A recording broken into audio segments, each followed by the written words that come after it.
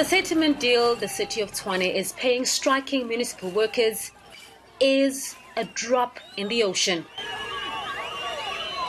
compared to its losses during the mass strike.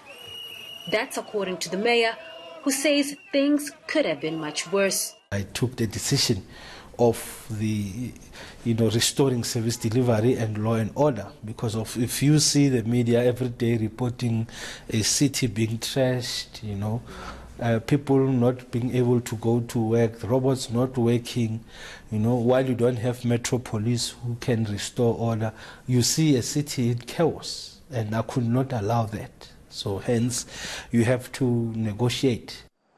As mop-up operations continue, the mayor is shrugging off criticism, even from his own party, the DA, more specifically, the party's federal chairperson, James South. I stand by the decision, Leranzo, because of the circumstances. Having a city to be gridlocked, to be, tarnished everywhere, there is waste going everywhere, people cannot do their regular business. It's a serious thing. The strike was a nightmare for businesses and offices located in Tshwane's CBD. Commuters were left stranded as the city's bus service was halted. The mayor says the city was taking a financial knock. We could not invoice about 250 million worth of billing. We could not have a cash collection of about 250 million. We have about 12 million of prepaid loss that we have uncovered. We've got over 592 million of the smart prepaid meters that has not been built, apart from, damage to property.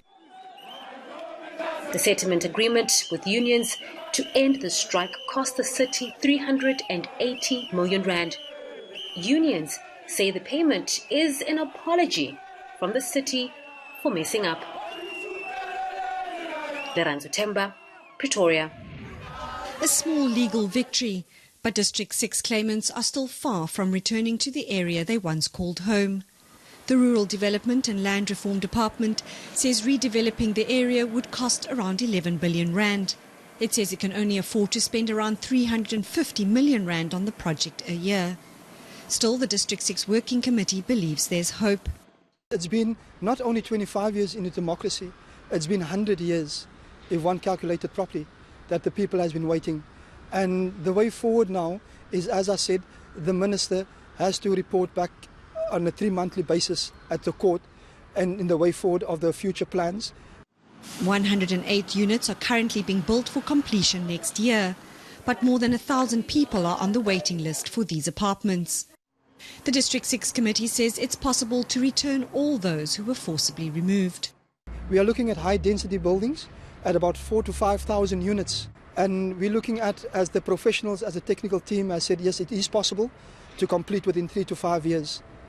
It's on this field where District 6 claimants will commemorate another Heritage Day, still a long way off from restitution. But the District 6 Working Committee says it's looking forward to working with new Minister Toko Didiza. As for her predecessor, Maite Nkwana-Mashabane, she says she's studying the judgment, in particular the costs order against her. Lindsay Dentlinger, Cape Town. Durban's housing backlog is well known. But it's not just the living who are struggling for space. There's a critical shortage of sites in the 65 cemeteries citywide. Those sites that have not been used, in total, are 5,000 of them. Now, if you calculate that all in all, within a month, we use anything just above 8,000. So this means in the next 6 months or so, the city won't have any new burial sites at all. So why not just allocate more land? It's conceivable that in this city, after so many years, the city will turn into one very big cemetery if you keep on establishing new cemeteries. The eThekwini municipality says it's looking for permanent solutions, but needs buy-in from the public. I've been going to various communities, especially black communities that do not use cremation, and tell them about this method. Some people have been warm but then the majority not for now. I've seen One pastor's viewpoint is clear. I doubt that it will be everyone that says, yes, we're going towards cremation, even if we have a crisis. Abraham Masinga says a grave is a sacred place. And even recycling burial spaces, which the city is exploring, must be dealt with sensitively. Traditionally, black people or African people have always believed that their loved ones are resting. Now, for them to rest, you need to lay a bed for them. The grave becomes the bed. The South African Cemeteries Association says a lack of burial space is a national problem that needs urgent attention. Jason Thathia in Durban. Orange Road in Houghton is a stinking mess. Each household pays about 550 rand per month for a sewage levy, but that seems pointless. Then there's water coming down on both sides of the road and other debris, we won't describe that all now. And the manhole, the actual steel manhole, pops out of the ground. Our WhatsApp group, everybody's pretty proficient on getting that manhole back down again, otherwise we'd be writing our tyres off at the same time. The city of Johannesburg insists it's doing its best. On Friday we did jet that line to get rid of whatever is causing the block. The team came back to me and said it's caused by fat. So it's a continuous build-up of fat. So it can either come from restaurants, shopping centres, etc. We try to trace it to see which of the restaurants are the culprits.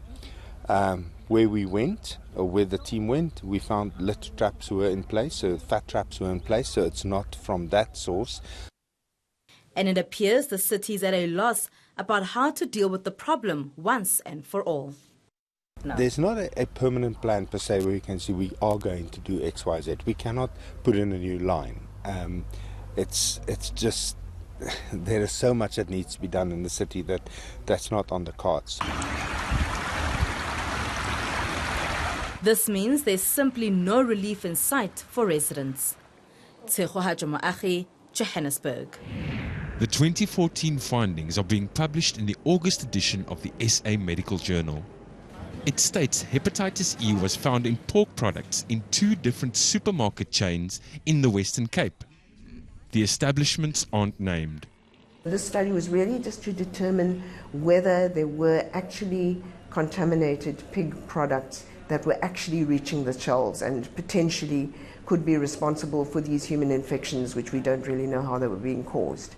If contracted by humans, the virus can cause, among others, jaundice, loss of appetite and nausea. The South African Pork Producers Organisation says there was and is no need for a recall of any kind. It was a trial being done that the researchers had found some of the people in the Western Cape that had HIV also had hepatitis E. So they were concerned to look for the various sources of the hepatitis E virus. The research they did was just to see how much was in pork, and there were 2 samples of liver spread containing pork products out of over 140 samples that were sampled. So the level of risk was very low. Pork is not the only source of the virus. While the products tested were taken from supermarket shelves 5 years ago, scientists say the warnings are very applicable today, because pigs are still testing positive for hepatitis E. Stefan Goosen, Cape Town. We have condemned through him, but also the EFF itself, through many of its leadership, we have condemned particularly the usage of rape, including in the same speech. And they quote it selectively. He explicitly says, do not use the sexuality of these journalists to attack them.